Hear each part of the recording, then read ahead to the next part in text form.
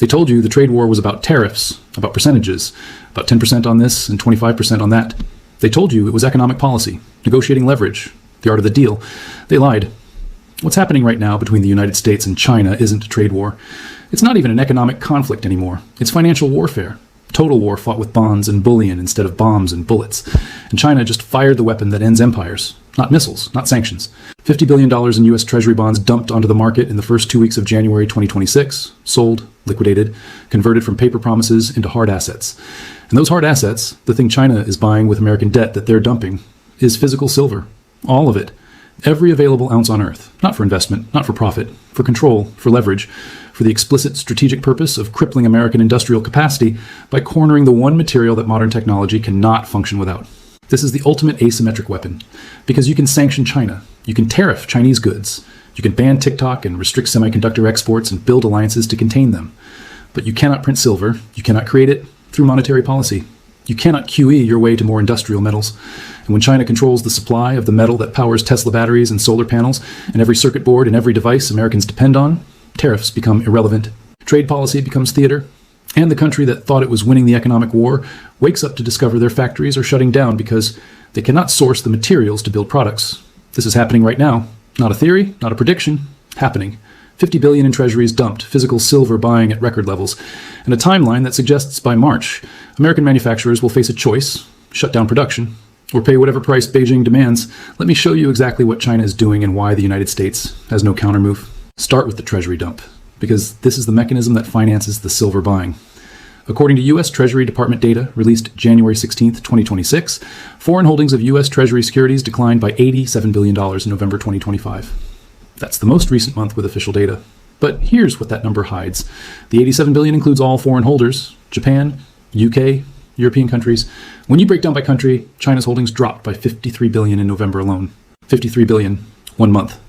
That's the largest single-month decline in Chinese treasury holdings since records began. But November is old data. What about December and January? Official data won't be released until March, but we have proxy indicators. Treasury yields. When large holders dump bonds, yields rise because supply increases.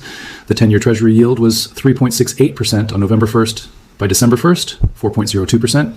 By January 1st, 4.28%. And January 15th, 4.51%. That's an 83 basis point increase in 2.5 months, the largest yield spike in a non-crisis period since 2013. And it's accelerating. Why? Because someone is selling aggressively, and that someone is China.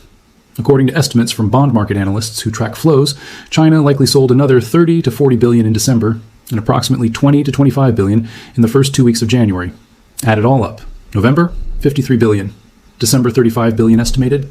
January through mid-month, 22 billion estimated. Total, 110 billion in roughly 10 weeks. I said 50 billion in the title because that's the conservative floor estimate for recent activity. The real number is likely double that. Now here's where it gets strategic. China isn't just dumping treasuries randomly. They're dumping and simultaneously buying, but not buying more treasuries at higher yields like a normal investor rotating within fixed income. They're buying commodities, specifically silver. According to Chinese customs data, silver imports to China in November 2025 hit a record 24.7 million ounces. That's the highest monthly import figure ever recorded. December data isn't fully released, but preliminary reports suggest approximately 22 million ounces, and January is tracking toward another 20 plus million based on shipping manifests and Hong Kong export data. 3 months, approximately 70 million ounces imported to China. That's 8.7% of annual global mine production absorbed by one country in 12 weeks. But it's not just imports. China is also restricting exports. On January 1st, 2026, new export licensing requirements took effect for refined silver. Any Chinese refiner wanting to export silver needs government approval. Approvals are granted selectively. Noble Gold for those that are based in America and Canada. And for those in the UK and Europe, we have Orvesta. Get yours now. Charlies.gold.